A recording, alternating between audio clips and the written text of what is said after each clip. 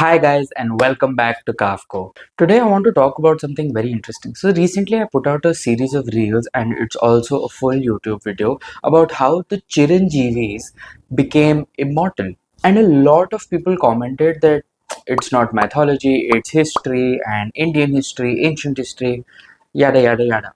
But irrespective of all those, it got me thinking, what if mythology is actually just an alternate ending to an alternate civilization?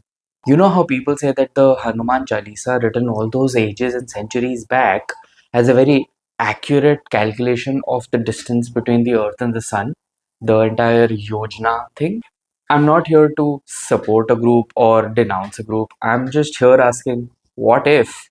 Because throughout history, there are a lot of things that we still can't really figure out. First example is the birth of the Kauravs. When the birth of the Kauravs is mentioned, it refers to a special ghee which could be any kind of raisin that actually promotes fertilization. And it is a clear story that talks about test tube babies. Yes, you can always say that the number of 100 and everything was grossly exaggerated, but the fact that they were formed in matkas could be a clear indication that they were talking about test tube babies.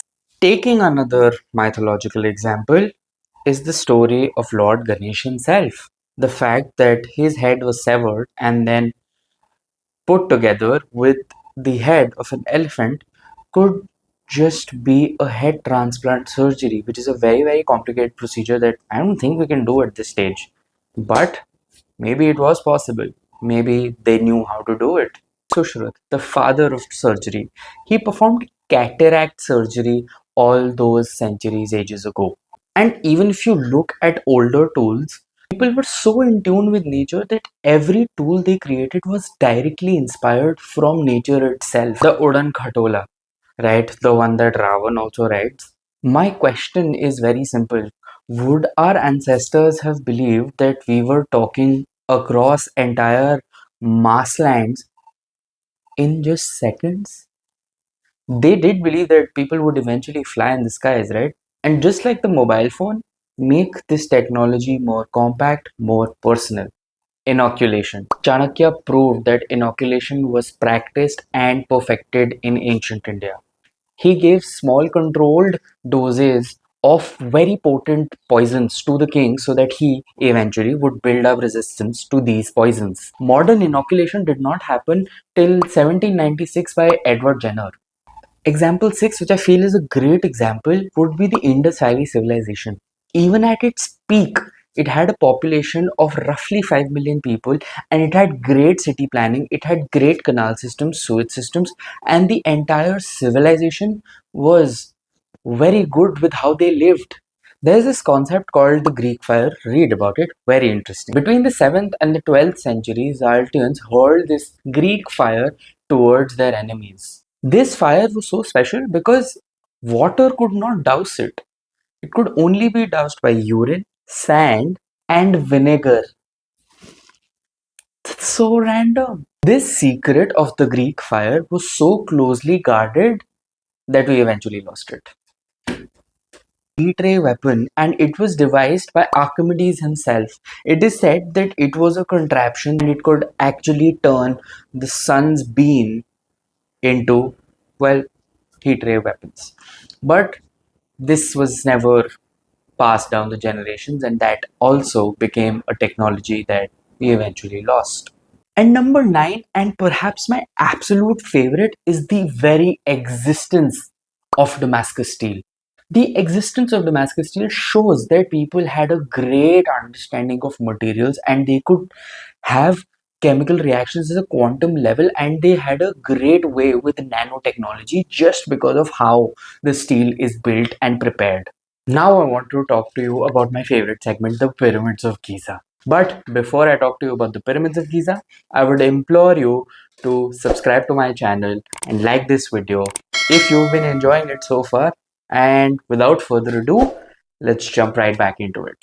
So, the pyramids of Giza, and just because I don't want to miss even a single detail, notes.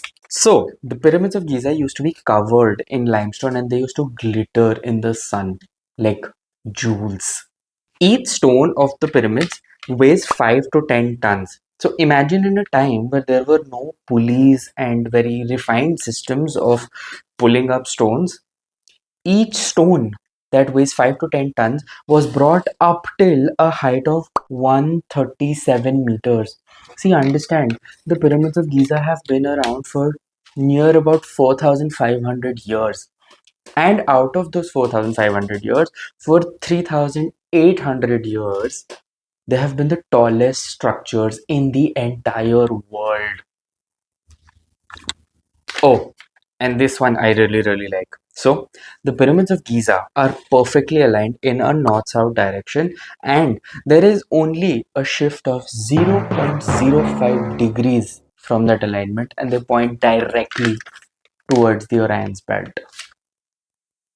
So, while the city of Giza sees a temperature variation of 37 degrees Celsius to 8 degrees Celsius, the insides of the pyramids of Giza maintain a constant temperature of 20 degrees Celsius. I mean, it's just so interesting to think about all this. And oh, right, last fun fact about the pyramids. The pyramids are the exact center of the geographical landmass. So, what that means, if I take the entire landmass of the earth and create a rectangle with it, the pyramids of Giza spot center. Once again, I'm not saying what is true, what is not. Maybe I've just gone down a rabbit hole of conspiracy theories that I will never recover from, but that's my cross to bear, not yours. But I am just asking, what if? I hope you really enjoyed this video because I had a lot of fun doing this research and making this video. This is KaavKo. Thank you so much for watching, ladies and gentlemen. I'll see you in the next one.